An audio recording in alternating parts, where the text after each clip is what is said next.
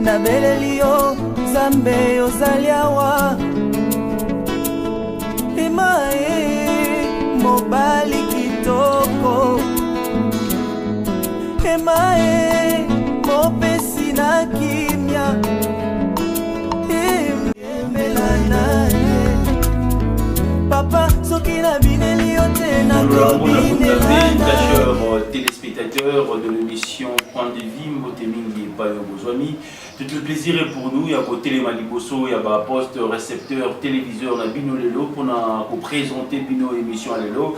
Nous avons l'honneur et le plaisir aujourd'hui de recevoir le prophète Gédéon Pangou Kambi. Naïm Tamasolo concernant rôle et mission d'un prophète. C'est qui un prophète? C'est quoi la prophétie? Comment on peut comprendre aujourd'hui que nous sommes en face d'un vrai prophète? Est-ce qu'il y a des signes qui nous montrent aujourd'hui que nous sommes en face d'un vrai prophète? Est-ce qu'il y a une manière de détecter la vraie prophétie? Pendant 35 minutes, l'homme dédié, il va essayer de nous éclaircir par rapport à sa vision sur le plan spirituel. Je vous demanderai que vous puissiez rester scotché ici, monté, parce que l'émission de ce soir ou l'émission de cette journée, ça va beaucoup plus nous aider sur le plan spirituel par rapport à tout ce que nous sommes en train de voir aujourd'hui dans notre pays, la République démocratique du Congo. Nous saluons de loin l'archibishop Coutinho Fernando, Mama Emi, nous saluons aussi notre visionneur sur YouTube, notre visionneur Papa Alpha, oui, Maman Solange, Maman Hortense Kiakou, Motemingi et Payo Bozwami, Maman Solange P. Na Luanda de Pesio Mbo de Zola d'émission na biso comme Christo, de Pesio Mbo de parce que Zola n'a pas émission de sur le monde de l'homme de Shalom. Shalom mon papa Billy. Pensez moi il y a moins de bosso. OK. Cette émission les émissions en vérité. Vraiment. Très bien. Donc toi peut-être na biso a retenir d'abord nous par rapport à la présentation. Shalom shalom na batenu sous bazolanda le prophète le messager le prophète Gédéon Pangou Kambi. Donc oyo akutani na libaku ya kolanda biso lelo d'abord on a ligne koloba na yo que shalom et ligne koloba que kimia ezala donc lelo kimia ezala parce que Adonai yo choisir bino mosali na ye Nzambe ya Israël atinde bino mosali na ye pour que ma kimia biskani subuko kozoma. Merci. Merci. Bande ko batali bozola na biso to yambi prophète na ye tezo betapena masolo etali mission rôle. Il y a prophète, ma solo peut être la prophétie, n'est pas le Gabou. Alors, prophète, rencontre notre Seigneur Jésus-Christ, ça va nous Yesu et puis nous continue à Katia, et ça c'est vraiment, merci beaucoup. 5 minutes. Merci. Merci beaucoup. Nabatunu Subazolanda, le prophète Gédéon Pangou Kambi. Vraiment, on a dit que ils ont vraiment aidé, mais nous avons synthétisé pourquoi. Les lots bozo benga tamsusu prophète parce que va te belé tamsusu bazo comprendre le rôle il y a prophète parce que prophète des amutu oyo akoma ka prophète mais prophète des amutu oyo nzambe a établira kaye donc à chaque temps à chaque âge nous avons bandé outinda ba prophète pour na ba mission. Donc prophète ayaka pour la mission doit botamaka pour la mission moko accompli na kati via moto ya momoni et na année moko boy sombolo maman nanga azalaki divinement averti que moi na oazana kati libumu na ye azalaki prophète ya momoni akendaki ko consulter ba prophète parce que moi na koma itina 10 mois moni batuni so botamaka na 9 mois mais balandi au bazolanda le prophète Gédéon donc Moussa Nabino abotamaki na 10 mois tant complication kotaki et c'est là qui maman qui ko consulter na ba prophète akende ko consulter moi na oyo aza moi na to aza moi na te parce que ba minganga balobaki des gens qui aza moi na te alors tant que ko consulter ba prophète ba ko yebisa ye que non moi na oyo aza na kati libumu aza kiste aza miomete mais aza prophète o robota ma pour accomplir mission moko boy oyo nzambe atinde na kati ya mokili yango wana nde le prophète a été kobotama et le prophète tanga botami abotamaki na l'hôpital ya liboso deuxième inauguration hôpital à maman Bobi Bobila Dawa bato bazana Kinshasa bayebi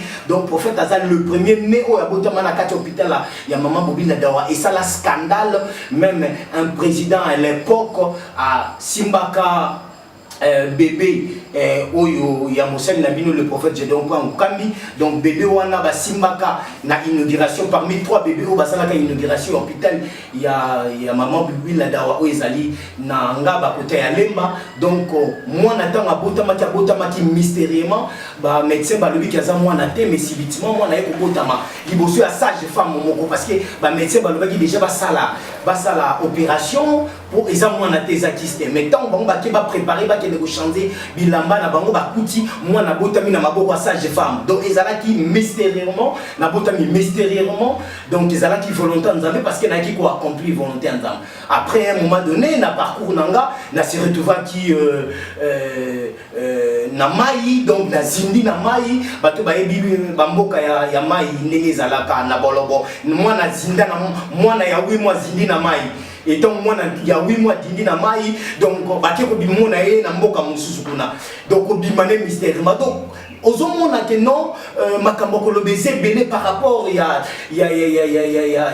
ndenge nini na kutani na nzambe ndenge nini nzamba sali parce que prophète ayaka pour accomplir mission mais le monde des ténèbres ba combattre toujours ba sakoli ba vrai prophète pour que ba accomplir mission na été mais le ko la zalaka na muto atindiye moi il va empêcher missionnaires à la rater yango moni et puis ko na moment moko na se retrouva qui n'influence baninga balandiko bazolo na prophète parce que tous à la rappeler influencer na batu oyo to landaka nazaki influencer na ko se retrouver na yoko koma musulman na kata mosquée 7e mairie balandiko bayebi mosquée 7e mairie prophète aki ko koma puna ba ko longolanga kombo ya Thierry oyo ba parents ba pesa kinga lokola héritier ba ko pesa nga kombo ya Moussa lokola Moïse mais tant on a commis kuna na 40e jour ndenge bato bazalaka na 40 na carême na 10 derniers jours ndenge na ko kutana na personne Adonai nzamba ko apparaître na ngai na avant 10 derniers jours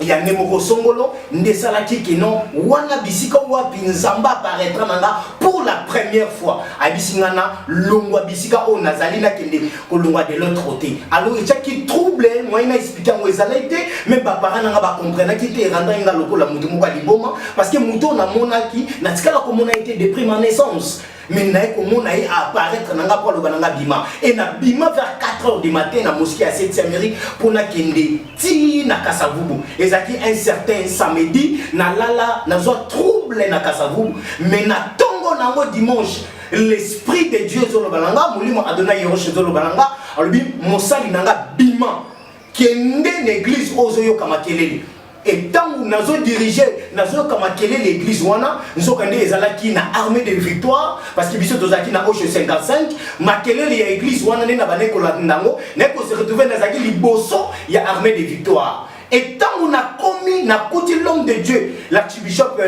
Cucino Fernando notre père et na kuti azo lobela sur la foi tant na yoki ye koloyoka kolobela na ntina ya foi yango wana excita mémoire nanga et tungisa do et révolutionner foi nanga do foi nanga ezalaki révolutionner par rapport ya koyoka un homme de Dieu koyilobela na tina kondima nena ko comprendre biska wapi na bandaki mission nanga etaki un prophète. Merci.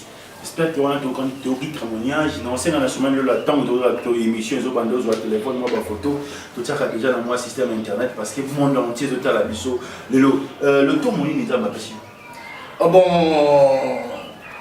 le tomo oyo nzambe apesingai d'abord papa Billy et Sengeli nayebisa yo na ndenge bato balobaka ke tozana 5 ministères parce que bato balobaka ngo bato balobi aux docteurs, aux pasteurs, aux apôtres, aux évangélistes et aux prophètes. Or en réalité le tomo ezaka moko tomo ezai ya parole. To benami na ministère il y a parole. La parole pire autant convenable. Il y a monde le tomo oyo le messager le prophète de Gédéon oyo aye nango nata oyaye. De na benami na le tomo ya parole. Parce que 5 ministères oyo bandeko bazoloba to libote zoloba eza badon pour l'édification de l'église. Eza badon oyo nzamba atiaki na kati ya église pour la édification. Mais biso nyonso toza na mystère à parole. Parole des signes d'église. Mais les paroles n'est à fondation, parole n'est à base. Parole n'est à base. Parce que le loba bazoloba que non yo oza prophète. Yo oza prophète, yo oza pasteur. Mais nous tous les abadons. Et ça va donc Papa Billy. Pour l'édification de l'église. Très bien. 12 ans déjà dans la Kata Moussala. Est-ce que c'est facile de servir notre Seigneur Jésus-Christ jeune? Bon, nakoloba na balandi o bazona nanga Papa Billy. Bisonde tozali awa un messager ou un prophète ou un serviteur de Dieu ou un nab tob. Donc un nab c'est un prophète. Un prophète c'est qui d'abord? Mais prophète c'est un nab tob. Un prophète c'est la bouche de Dieu. D'abord prophète c'est Dieu lui-même. Prophète c'est un Dieu. Parce que Exode 7 et Zolobango, prophète Azanzambe. Abisi Moshe n'a établi Yozala Nzambe. Prophète d'abord c'est un Dieu. Il y a un moment où tu vas comprendre que prophète. Et tu vas comme ici prophète. Tant que nous avons prophète, c'est que Yozala Nzambe. Parce que nous avons makoki ya koloba nyonso ya komona nyonso ya kosala nyonso. Prophète c'est un Dieu. C'est interprète divin de la parole. Donc tant que na Israël batu babane ko kende ko consulter, ndenge mama nanga, tant mona ki mwana komi na ba 10 mois et sengeli na kende ko consulter. Na yeba oyo azakati nanga ba docteur bazolo beza kiste zamio ngana ke ko consulter, tant ke ko consulter ba ebisi e que non, oyo zobu oyo azana libumuno c'est un prophète. Donc c'est un Dieu, le prophète Azan Nzambe, ndenge Exode 7 ezoloba. Très bien. Donc, bateau bazo benga le Seigneur Jésus-Christ au bazo présenter le lobiso Jésus-Christ au Messie comme étant prophète. Baza na lisumuté. Eloko esengeli na yebisa bango que Nzamba za prophète était. Donc Jésus n'est pas un prophète. Te yaza prophète était. Yaza prophète. C'est un Dieu. Donc c'est un Nzamba azolo balelo que Yesu za prophète azana kati ya libunga. Te aza prophète était. C'est l'incréé créateur. Donc Motoyo, bah qu'il a été, mais il y a qu'il a. C'est l'incréé créateur. Asa prophète était. À établir un débat de prophète. Pour notre mission, à chaque temps, à chaque âge, à baneko, si c'était ma prophète né au temps de Moïse, à si c'était qui Moïse, à l'objet n'a sali on est Nzambe. Sur ce cas, ça la Moïse Nzambe. Il n'est pas à la Nzambe, il n'est pas à la Dieu. À sali Moïse à la Dieu. Donc il n'est pas comme Dieu, il y a sa Dieu. Lui, c'est l'incréé créateur. Kimbango était un prophète. Oh, Nenge batu balobaka. Branham était un prophète. Nenge batu balobaka. Alors, Gédéon, c'est un prophète. C'est un messager. D'abord, on a le but que prophète. Asa d'abord Nzambe. Parce que ceux qui ont tali malamu na 2 Samuel. Bible zoloba que tant bampate ya papa ya Saoul ebungaki. Tant babani ko luka bazomona ngote. Ba serviteur ya Saoul balobi to kende ko consulter prophète moko Samuel. Azala kana mboka oyo. Ba kende ko consulter pourquoi ba ye ba bisika bampate bazali. Donc prophète azam messager. Azam muto azomema sango ya tanaye. Parce que nous avons dit que le prophète a pour accomplir mission. Donc il y a un message. Il y a un message. Il y a un message. mais tu pas prophète Gédéon tu l'as mis le un message ni n'attend. Mais chaque prophète n'y a pas un message. Papa Billy. Et ça le là mission nanga ils a rétablissement. Il y a un moment même à Brazzaville, à Kinshasa, tu as le rétablissement parce que tu as taille à 4 bêtes. On a taille à 4 bêtes. Bible lobby qui est tant d'années la monnaie 4 bêtes. Azala qui est extrêmement dangereux. Et quand les 4 bêtes ayaki ko détruit nyonso, o etikalaki. Or rôle nanga et tant que le messager, tant que le prophète ndeba tu baso benga.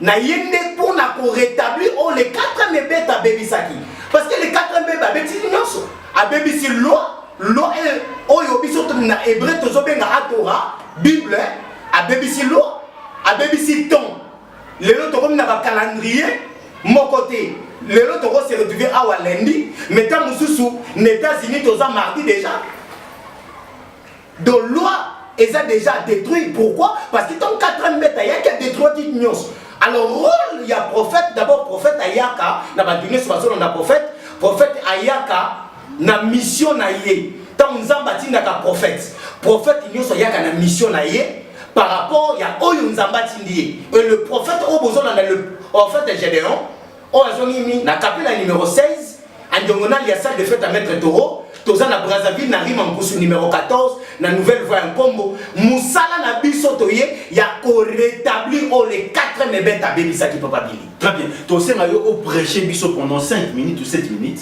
parce que le bébé qui va prophète va terre à la terre, le prophète de la rale ça pour terre biso pendant 7 minutes et puis tozo on a série à 5 questions, plein là plutôt aussi c'est émission. Zo micro. Émission les deux ayo. To ça peut la posa au terre biso ndelo. Shalom, shalom, Nabalanino Sobazolanda, le messager, le prophète Gédéon. Dans le but que shalom, et l'inko loba, que l'inko la kisa kimia ya Yehoshua ezala et panayo. Na inaïbi sa nabatunio Sobazolanda prophète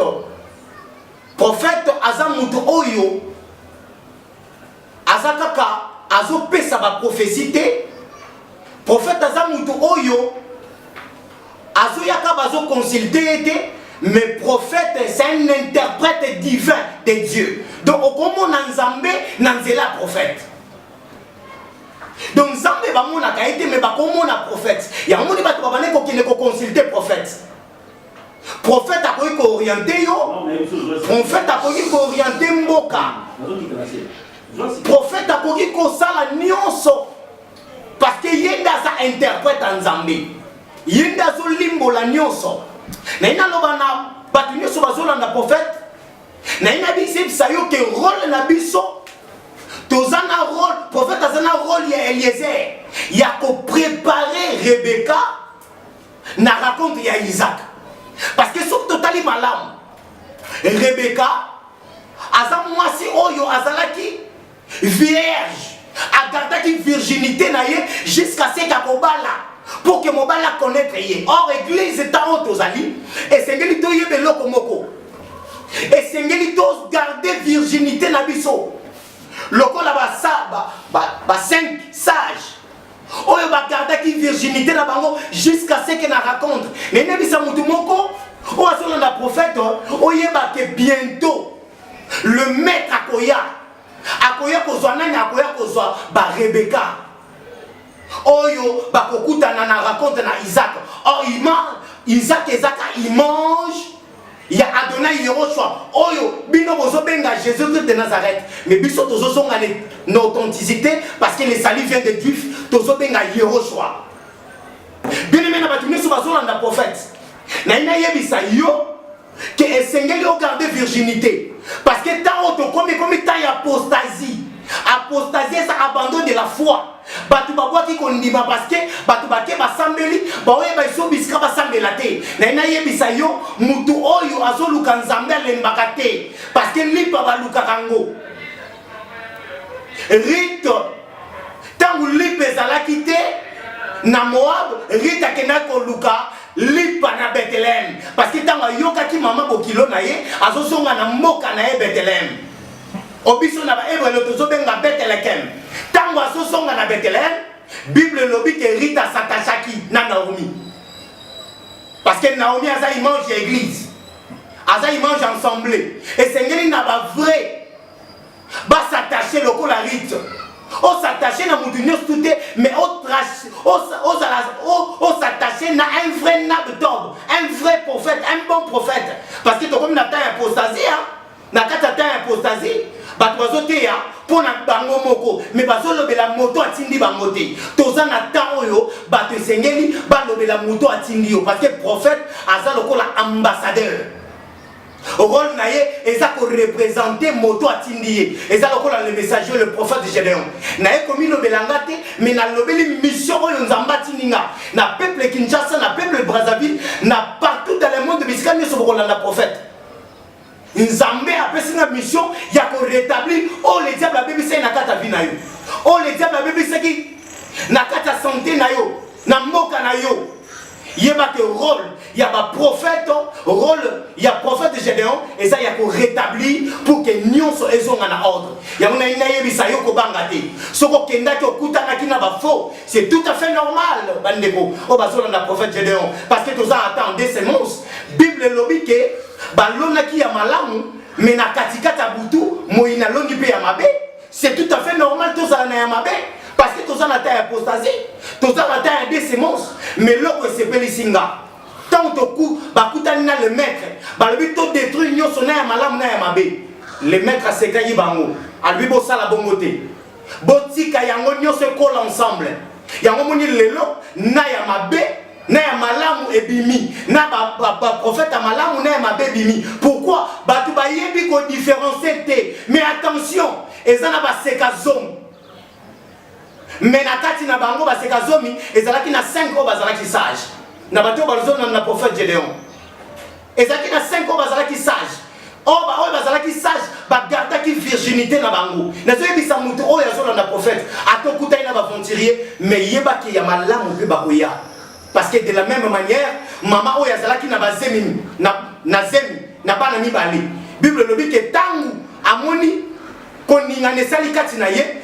bible lobi ke ake ko consulter ba prophète bayebisi kati na yo deux nations bazali Esaü na Jacob mais nzamba lobi na poni nanga Jacob oya mibale mais Esaü na boye mais or loi ya nature ezalaki esengelaki papa pangola mwana ya liboso yango na yebisa yo ya mabe ya kaka liboso même Esaü abotamaki liboso mais bible ezoloba tangu Esaü abotami oya mibale nde asimbaki na talon Jacob asimbaki Esaü na talon pour n'olobani parce que yende mutazaki na pouvoir au talon eza pouvoir pour que nzamba peso banguna au sala bango binyatelo il faut za na force ya talon ya moni Jacob azwaki talon ya Esaü pour maman zaki na mystère mais mystère wana papa zalaki na ngote mais mystère wana zalaki na maman on attend ya poko o tozali et sengeli mystère ezalani na kati ensemble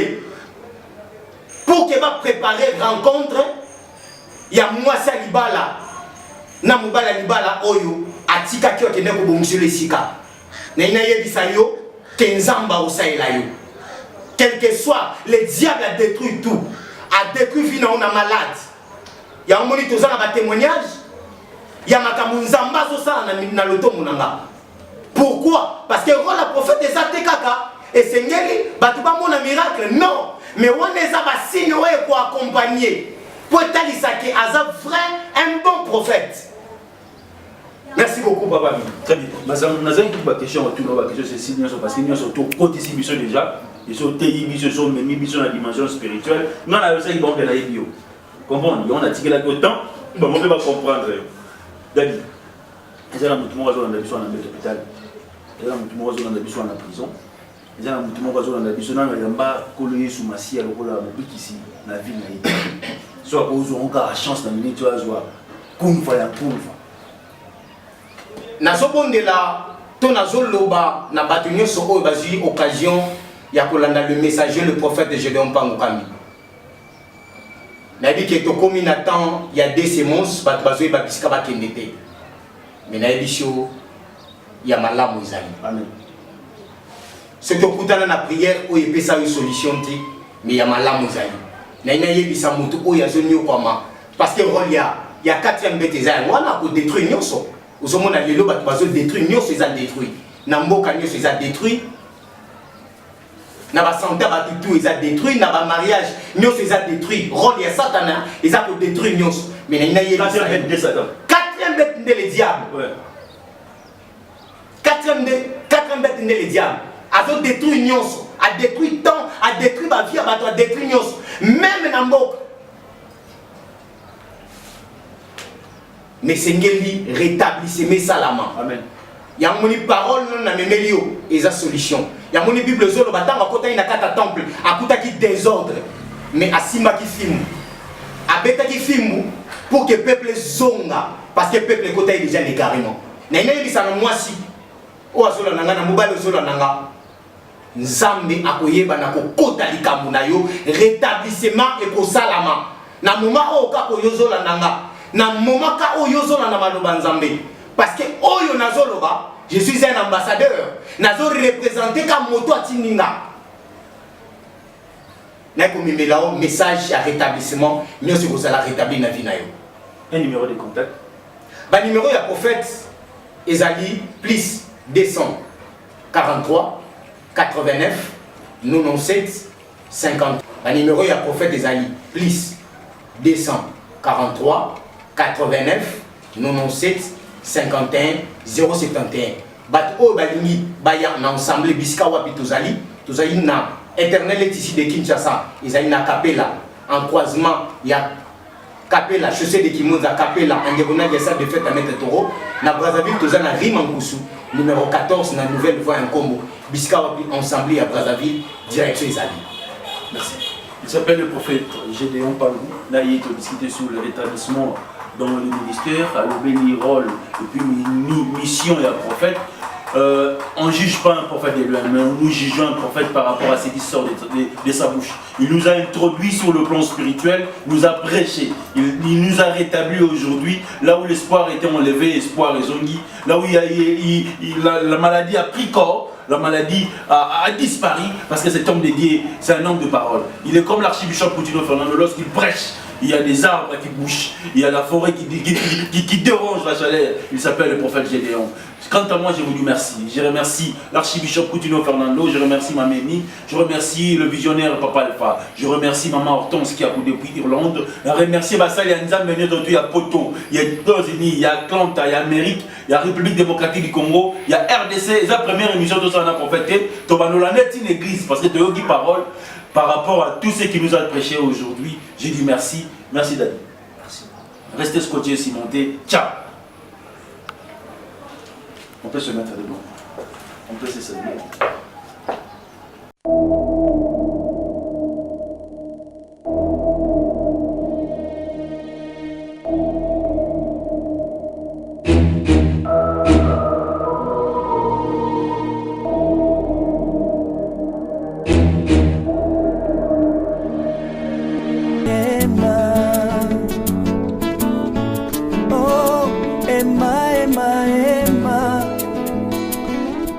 Nabelelio Zambe Ozaliawa Emae Mobali Kitoko Emae